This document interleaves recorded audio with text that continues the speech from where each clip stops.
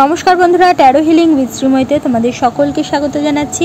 আজকে যে রিডিংটা তোমাদের কাছে নিয়ে এসেছি সেটা হলো যে সে তোমাকে ছাড়া কেমন ফিল করছে। এখানে কার্ডগুলোকে প্রথমে সাফেলিং করে নিচ্ছি, তারপর স্প্রেড করব। এরপর আমি 3টে কার্ড তুলে নেব। যে কার্ডটা চুজ করবে তার উপর নির্ভর করে তোমাদের আমি রিডিংটা দেব।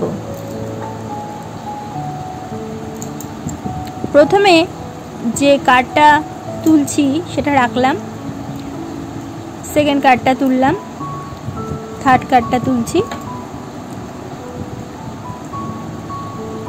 প্রথম কার্ডটা প্রথমে যারা সিলেক্ট করেছো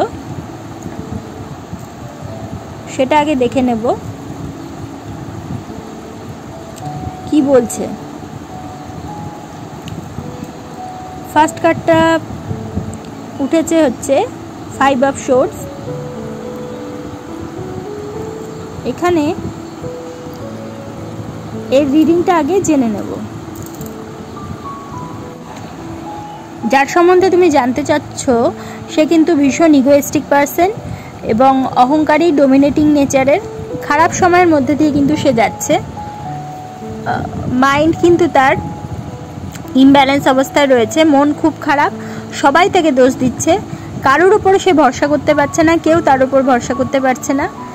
এমনকি ব্ল্যাক ম্যাজিকও তার উপর করা হতে পারে। কেউ হয়তো তাকে ঠকাচ্ছে, কেউ খারাপ কথা ছড়াচ্ছে। সে তার ফিলিংস কিন্তু দাবিয়ে রেখেছে। সে কি করবে বুঝতে পারছে না, নিজের উপরে কিন্তু ডাউট এই মুহূর্তে সে করছে। চিট করার একটা মেন্টালিটি কিন্তু কম বেশি তার মধ্যে রয়েছে, কম্পিটিটিভ নেচার তার মধ্যে রয়েছে এবং ভীষণ মাত্রায় ডোমিনেটিং সে স্বভাবের। একটা টেনশন, অ্যাংজাইটি সবসময় তার মধ্যে কাজ করছে। চারিদিকে নেগেটিভ একটা সিচুয়েশন তৈরি হচ্ছে। এর মনের মধ্যে কোনো কিন্তু ক্ল্যারিটি নেই, কেউ কম্প্রোমাইজ করতে চাইছে না এবং সেও নিজেকে কম্প্রোমাইজিং অ্যাটিটিউডে নিয়ে আসতে চাইছে না। নিজের ওপর ডাউট করা কিন্তু তাকে ছাড়তে হবে, কারোর থেকে হেল্প নিয়ে পরিস্থিতি থেকে বেরিয়ে আসতে হবে। সে একটা কিন্তু ভায়োলেন্স, একটা বাজে পরিবেশ বা পরিস্থিতির মধ্যে কিন্তু রয়েছে। অ্যাবিউসনেস রয়েছে, অ্যাগ্রেসিভনেস রয়েছে তার মধ্যে। এটা কিন্তু একটা নেগেটিভ কার্ড ইন্ডিকেট করে থাকে। সে কারণে অবশ্যই তার মধ্যে এই ডাউটফুল নেচারটা নিজের সম্বন্ধে সরাতে হবে, ক্ল্যারিটি আনতে হবে এবং কারোর ওপর অবশ্যই ভরসা রেখে তার থেকে হেল্প নিয়ে নিজের পরিস্থিতি থেকে কিন্তু বেরিয়ে আসার চেষ্টা করতে হবে। সে কিন্তু এই মুহূর্তে মোটেও ভালো ফিল করছে না তোমাকে ছাড়া। সেকেন্ড কার্ডটা যারা চুজ করেছো সেটা হচ্ছে দ্য ফুল। তোমার পার্টনারের তার নিজের ক্ষমতা, সম্ভাবনা, এগুলো কোনো বিষয় কিন্তু কোনো ধারণা নেই নিজের বিষয়ে। তাকে যা বলা হবে সে তাই করবে, নিজস্ব কোনো চিন্তা ভাবনা কিন্তু তার নেই। অনেক কিছু এক্সপিরিয়েন্স কিন্তু সে এখন করছে, তা সেটা খারাপও হতে পারে, ভালোও হতে পারে। কোনো মেমোরি কিন্তু সে কিন্তু রাখে না সহজে।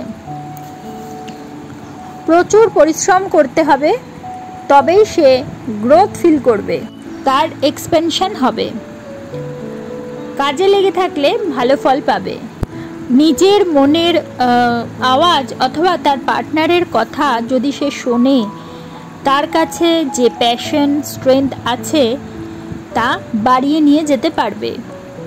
তার নিজের মন বা তার পার্টনার, তার সাপোর্ট সিস্টেম, সেটাই সে মনে করে। লাইফে যা আসবে তাই সে অ্যাকসেপ্ট করবে। সে গুরুগম্ভীরভাবে না ভেবেই জীবনের জার্নি শুরু করেছে। শুধু তোমার ব্যাপারেই নয়, তোমাকে ছাড়াও সে এমন কোনো বিষয়েতেই কোনো কিছু খুব বেশি ডিপলি কিন্তু সে ফিল করছে না। এবার থার্ড কার্ডটা দেখি কি উঠলো। থার্ড কার্ডটা যারা চুজ করেছো এটা হচ্ছে the hermit. Spiritual awakening, kindness, spiritual enlightenment, এগুলো এই কার্ডটার মাধ্যমে বুঝিয়ে থাকে।